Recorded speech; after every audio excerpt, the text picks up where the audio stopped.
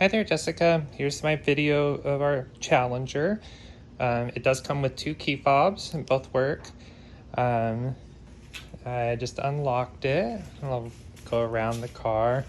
I'm going to try to point out, so this is what I was talking about, that there's a few little scratches that are kind of hard to show up in the pictures. So overall the paint job's really nice, but there's a few like that are really hard to see that I want to make sure you know that you would see in person. You'd be able to notice some. But overall it's in really great shape. I am keeping it in the garage to make sure that that it stays clean and nice for whoever buys it. I'll go ahead and get in, and you'll see the interior is in really great condition. We have a toddler, but we actually don't take him around in the Challenger. I haven't really driven it very much at all in the past couple years because I've been working from home since COVID started, and we use my wife's car for pretty much everything. So there's no stains or anything. Everything's real clean in the interior. One thing you might notice is on the back, there's some sort of like, what do you call it? A tint on the back window, and it's kind of splotchy, like it's coming off. I'm pretty sure you could just clean it off and put on a new one. I'm thinking that it was put on after by the first owner, which, if you remember, they only had it for a year or so, and then I've had it the rest of the time. But I just wanted to point that out since that's a kind of a cosmetic thing.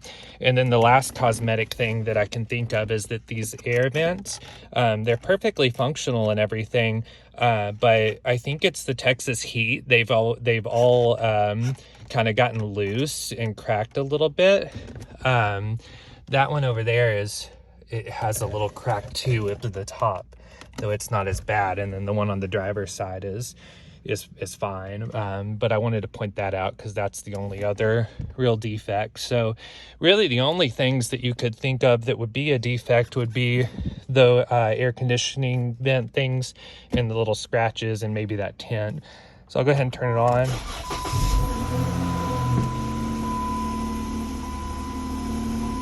Hopefully you can hear, it sounds real good. I've never had any issues with the engine or transmission. You can see 130,000 miles there right at. It has no issues with the lights. The last thing I fixed on it, I talked about, was the blinker.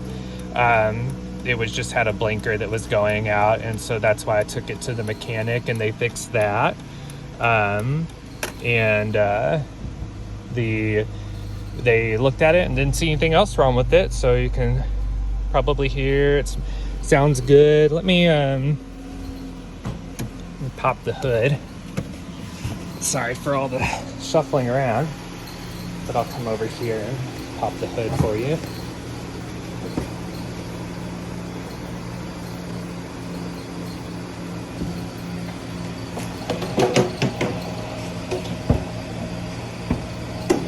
Sorry. There we go. So of course a little dusty. I mean, it is a 10-year-old vehicle, but no real issues or sounds. Trying to think of all the things that I've replaced on it, which hasn't been a lot. I replaced the radiator, I think, had a crack in it at one point. I think that's the biggest thing I've had to fix on it. You can see my little mileage sticker, or that I put full synthetic oil in it, and so the last time I put it in there was I guess at 128,000 or 127,000, and it said you can do 5,000 to 8,000 miles, I think, on the full synthetic oil. So it'll need to be changed in another 2,000 or so. So probably about halfway through the life on the oil. But that's what I can think of for now. You can certainly test drive it and go as far as you want. I could turn the AC on max. You can kind of hear it kicking up real hard there. It has a very cold AC that definitely blows really, really well. Okay, well, that's all I can think of for right now. I can take another video if you think of something.